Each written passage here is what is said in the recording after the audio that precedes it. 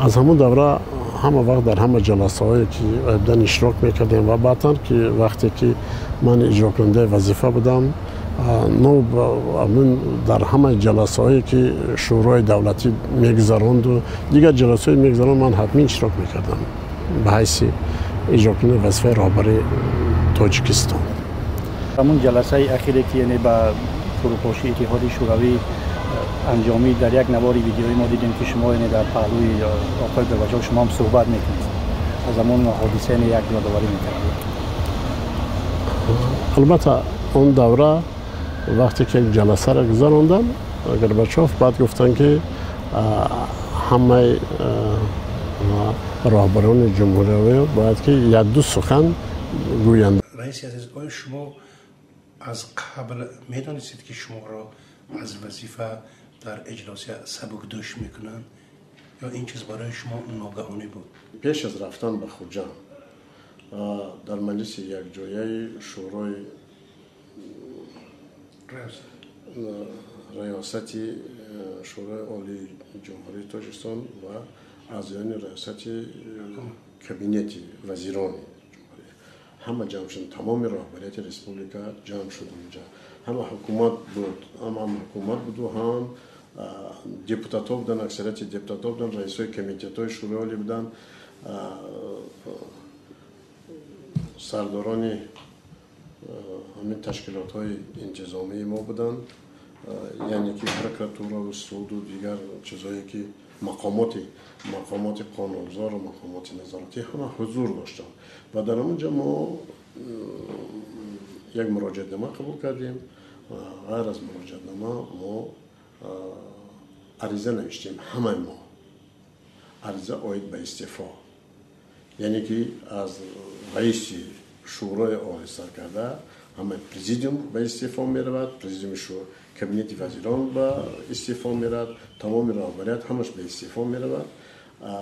مقصد اساسی در چی بود؟ مقصد اساسی که اصلا این جنگ شهروندی ما میگن که هر کس که بها میگه این جنگ اساسش کرسی بود. ما تصمیم همون دوره تصمیم گرفتیم که این کرسی ها رو همه خالی کرده، آدمای نو باید انتخاب شوند، مسائل چیزی که باشد با یک بارگه محاکمه کنیم و با یک خلاصه بیایم که پیش راه جنگ گیریم. شما به خاطر اینکه در تاجیکستان امن و آسایش برقرار شود دعوای کرسی نکردید و اون چی که در سرنوشت شما در اونجا گرفته شد به اون یعنی قناعت حاصل کردید، ولی مثلا بعد اجلاس 16 شورای عالی جنگ قطع نشد، ادامه یافت. فکر نکنید چرا؟ وقتی که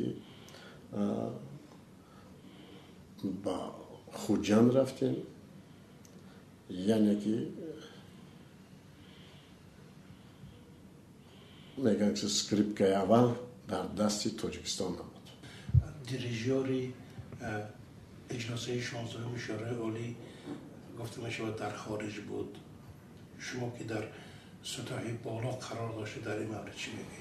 دو تا اصلا دولت هایی که با این منفیت‌دار صلح و صلاح ما باید می بودن پیش از همسایه ما ازبکستان بود و دولت بزرگ روسیه بود و تا همون دوره که البته من رفتم. طبق اطلاع منابع رادیو زودی اکبرشاه اسکندرов رئیس سابق شورای عالی و اجرا کننده وظیفه رئیس جمهوری تاجیکستان بازداشت شده است.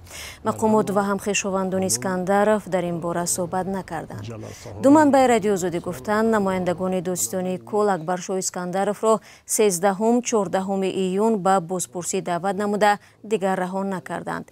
تو این دم معلوم نیست که اسکندرов به چی متهم می شود.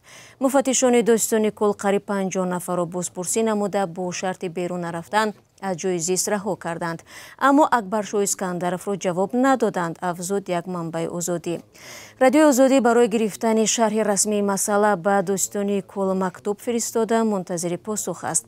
خبرنگاران رادیو آزادی روز 21 ایون به منزل اسکندرov در شهر دوشنبه رفتند.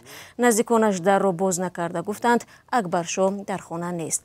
اکبرشاه اسکندرov به دنبال بازداشت یک وکیل پارلمان و وزیر پیشین کار خارجی دستگیر می شود، هرچند معلوم نیست که قضیه آنها تا کجا با هم رابطه دارد.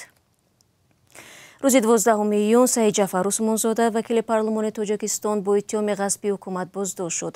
Манобеъи радиозода гуфтанд ҳамон рӯзи 12 июн ҳамроҳхон Зарифӣ вазири собиқи корҳои хориҷии Тоҷикистон ва дипломати собиқадор ҳам дастгир шудааст. Акбаршоҳ Искандаров 73 сол дорад ва моҳи ноябри соли 1992 дар иҷлосияи 16-уми Шӯрои олӣ дар шаҳри Хуҷанд аз мақомаш истеъфо дод ва роҳро барои ба қудрат расидани президенти феълӣ Эмомалӣ Раҳмон боз кард. ӯ баъдтар чандин сол сафири Тоҷикистон дар Туркманистон ва дертар намояндаи Душанбе дар Қазоқистон буд. Солҳои охир дар Академияи улуми Тоҷикистон кор мекунад.